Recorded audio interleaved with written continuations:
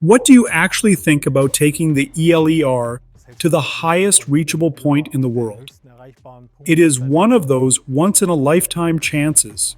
Of course, setbacks are part of the journey. Violent wind, sandstorms, intense cold. The sun? That was brutal. But still, we never ever give up. The whole thing started with what seemed like just another casual evening conversation. It was back in the early days of the 9/11 Dakar development. One of the team leaders came back from a business trip, sat down at the table and said, "Hey, I just talked to Klaus Zellmer, and he asked me what I think about driving the ELER to the highest drivable point in the world." I had to laugh at first and said, "Cool idea." That offhand comment sparked a mission. We began researching where you could even take a four-wheel drive vehicle at extreme altitude, and all paths led to Chile, to the volcano Ojos del Salado.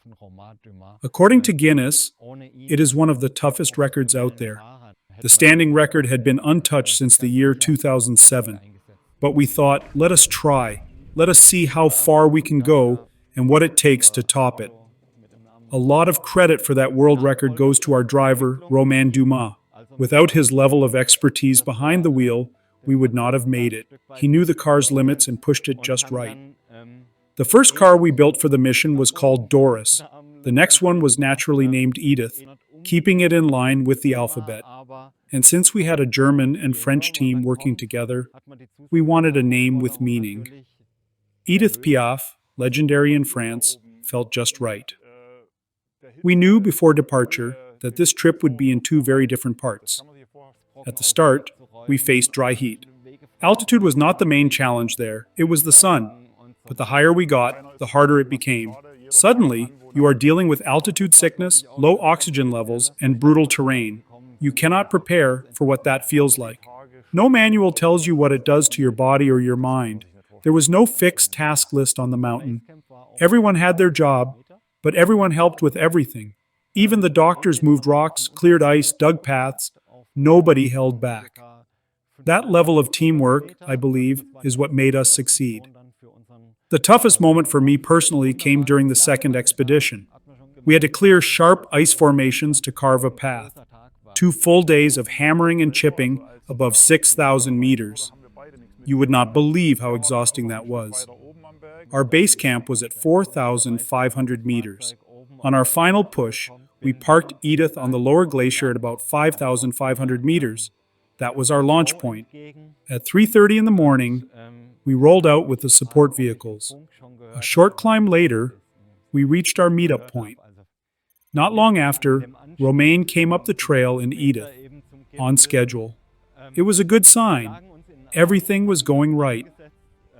Funny enough, I did not even realize we had broken the record. Romain was higher up on the mountain, and I was with one of the doctors. I only heard the news when one of the guides came down, eyes full of tears, and told me. That was the moment it hit. I knew I had to be there at the top, so I ran up the slope. Somewhere along the way, Romain came toward me and asked if I had heard. I had not. He looked at me and said, "We made it. We are at the summit." That moment, it stopped me in my tracks. I broke down. We hugged. We cried. All of it. Because we did not just break a record. We drove to the very top, onto the summit plateau. And we made it happen. With that car, with that team. Building an off-road version of the 911 in less than 10 months was its own challenge. We needed a synchronized team, trusted partners, and a clear vision. We made some bold engineering decisions. The wheels are much larger than those of a standard 911. We had to reposition them, stretch the setup, and push them lower to reach ground clearance between 300 and 350 millimeters. A game changer was our partnership with Tybus, who developed portal gearboxes. These allowed for both gear ratio changes and wheel position offset. That made a massive difference when transferring torque during extreme climbs. One of our guiding principles was to use as many production parts as possible. The car kept the standard manual transmission, a GT3 clutch, and limited slip differential, and the original engine from the 992 Carrera S.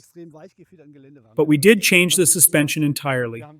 With new arms, we achieved up to 30 centimeters of wheel travel, and we added Porsche's warp connector, a system linking front and rear axles for better load distribution. It makes the car float over uneven terrain while staying stiff in roll, so the vehicle does not tip sideways on angled slopes like other soft-sprung off-roaders. We moved the radiators from the front to inside the trunk. That improved approach angle significantly. The underbody was fully covered with aluminum plates, strong enough to handle jack points anywhere and protect from damage over rocks. We even installed a winch in the front.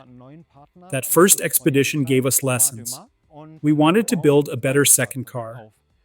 So we called in Romain again and got to work. Edith was not just a copy of Doris, it was an upgrade. We trimmed weight by using cup parts, doors, windows, carbon fiber roof. We swapped aluminum for Kevlar underneath.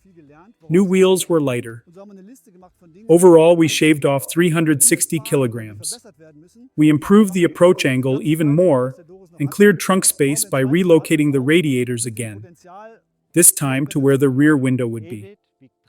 They now sit behind the driver with a bulkhead in place for safety. Edith also featured steer-by-wire, no conventional steering column, just sensors and actuators. It allowed us to fine-tune feedback and input resistance, and a lower actuator handled the actual steering movement. One part you can see clearly is the warp connector, a thick steel rod that runs from front to back, tying both axles together. It looks simple, but does so much. Another milestone was using synthetic fuel made by HF in Punta Arenas. It worked perfectly. No difference in performance compared to regular gasoline. We had already tuned the engine for high altitude using aerospace testing chambers. Switching to synthetic fuel required no adjustments. That alone was a huge win. One last innovation: step boards. We only had one seat, so someone had to ride on the side during mountain climbs to help with positioning. It worked. On the record day, we left camp at 3:30 in the morning and returned by 9 in the evening. It was a long, exhausting day. 2 team members rode on the side, one up top. That was how we got back after reaching the summit. At first, it does not sink in. You prepare for so long, and then suddenly it is done. It takes time to understand what you achieved. But what stays with you the most is not the record. It is the people, the team, the shared effort. That bond is something none of us will ever forget.